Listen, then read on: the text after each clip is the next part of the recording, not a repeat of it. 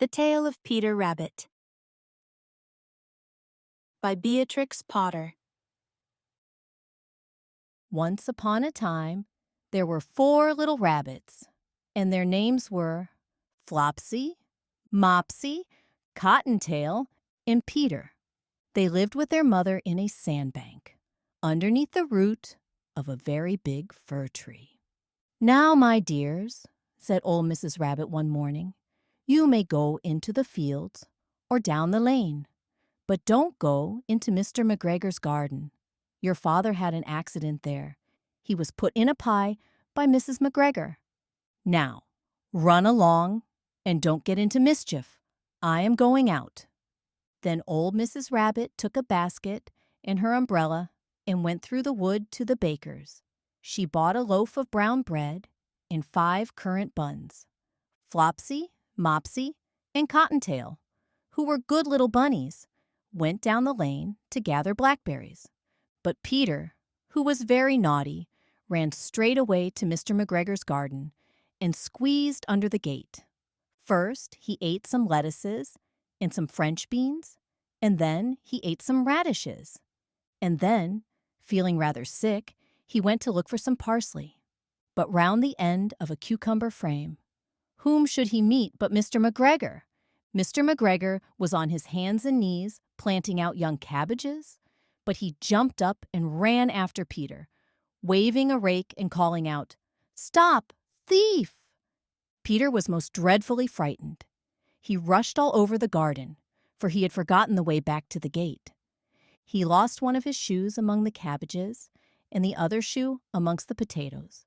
After losing them, he ran on 4 legs and went faster, so that I think he might have got away altogether if he had not unfortunately run into a gooseberry net and got caught by the large buttons on his jacket. It was a blue jacket with brass buttons, quite new. Peter gave himself up for lost and shed big tears, but his sobs were overheard by some friendly sparrows who flew to him in great excitement and implored him to exert himself.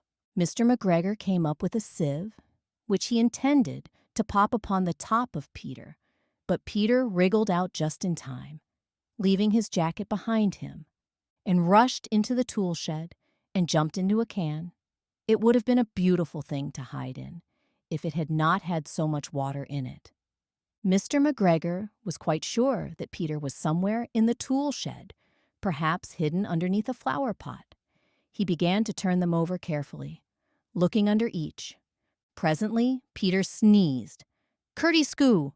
Mr. McGregor was after him in no time, and tried to put his foot upon Peter, who jumped out of a window, upsetting 3 plants.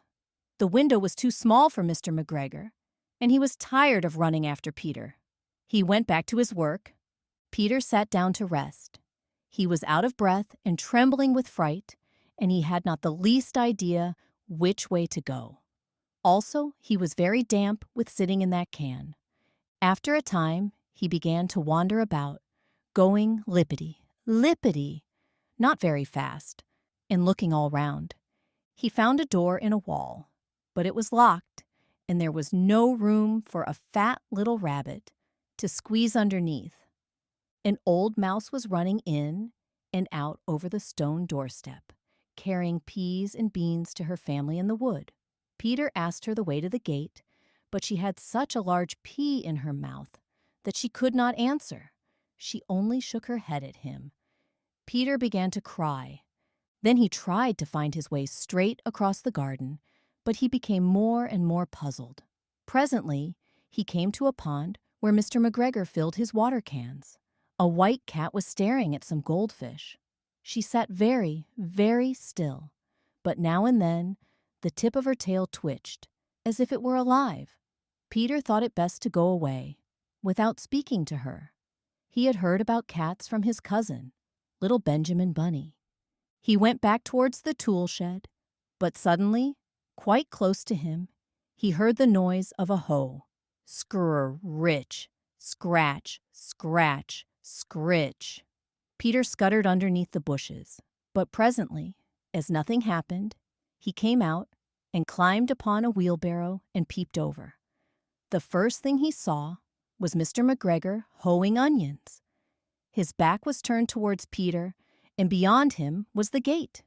Peter got down very quietly off the wheelbarrow and started running as fast as he could go along a straight walk behind some black currant bushes. Mr. McGregor caught sight of him at the corner, but Peter did not care. He slipped underneath the gate and was safe at last in the wood outside the garden. Mr. McGregor hung up the little jacket and the shoes for a scarecrow to frighten the blackbirds. Peter never stopped running or looked behind him till he got home to the big fir tree. He was so tired that he flopped down upon the nice, soft sand on the floor of the rabbit hole and shut his eyes. His mother was busy cooking. She wondered what he had done with his clothes. It was the second little jacket and pair of shoes that Peter had lost in a fortnight. I am sorry to say that Peter was not very well during the evening. His mother put him to bed and made some chamomile tea, and she gave a dose of it to Peter. 1 tablespoonful to be taken at bedtime. But Flopsy, Mopsy, and Cottontail had bread and milk and blackberries for supper.